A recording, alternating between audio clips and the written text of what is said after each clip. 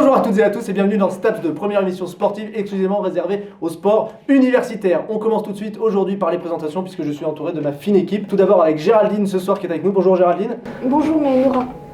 On a également notre expert dopage Jules qui est avec nous. Oui, et d'ailleurs, j'ai des nouvelles, ils sont tous dopés. Bon, autour du plateau, il y a un expert en ballon rond, on nous dit Titien. Bonsoir, bonjour. Pour terminer, Alexandre pour le rugby. Bah, c'est quand même qu'on parle du rugby là par contre. On commence tout de suite bien évidemment par le ballon rond. On a Annabelle qui est au bord du terrain. Annabelle, on t'écoute sur les résultats sportifs. Oh mais ça me casse les couilles ce tournage là, putain. J'ai tarpé un franc, en plus ça me fait chier, j'ai pas que ça à faire. Puis sur le plateau ils sont tous cons là. Hein, je suis à l'antenne là. Oui. Bonjour. Annabelle, vous pouvez nous communiquer les résultats sportifs de la semaine s'il vous plaît? Alors tout d'abord nous avons les Milan KC qui ont fait 3 victoires sur 3. Ensuite nous avons les Chicago Bulls qui ont justement perdu contre le Milan KC. Et nous avons également les FC Galactic qui ont perdu face aux coupeurs de citron. On va se tourner tout de suite vers notre expert foot. Titien, un avis sur le résultat des PDG face au Pouloulou? Alors je pense qu'il faut tout d'abord remettre un peu le match dans son contexte météorologique, sociopolitique, hein, évidemment, puisqu'on va parler ici, comme je l'ai dit tout à l'heure, de chaussettes, de ballons ronds, de terrain, de pelouse. Donc il s'agit tout d'abord de récupérer la fibre un peu, si vous voulez, du match avant tout, puisque les PDG étaient dans une forme olympienne, hein, comme le Pouloulou tout d'abord. Ils ont joué à 11 contre 11, ce qui est tout de même incroyable dans un match de football, hein, évidemment. Un avis peut-être sur la première place au classement du Milan KC, Jules? Pas grand chose à dire, j'ai noté sur une feuille, donc je vous la montre. Voilà, donc ça se résume en un mot. On va sans plus tarder se pencher sur les résultats sportifs. Handball, volleyball, vous posez toutes les questions également au basket.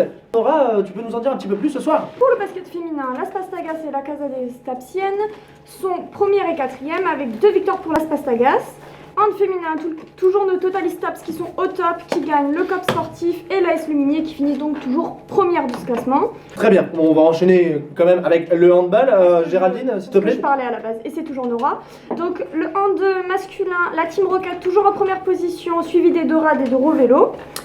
Volley masculin, FSS 1, FSS 2, FSS 3 qui sont donc dans le classement premier. Le volley féminin, FSS 1 donc qui finit deuxième du classement avec 5 victoires malgré tout. Ça m'étonne pas.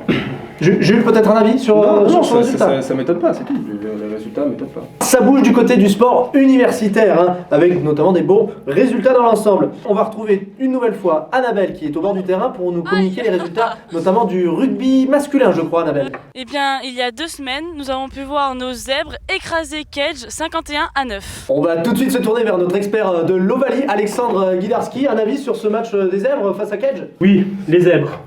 Les zèbres, c'est une équipe de rugby. Ça fait 3 ans qu'elle est championne en titre. Elle fait que marquer des essais. Elle fait que se tamponner.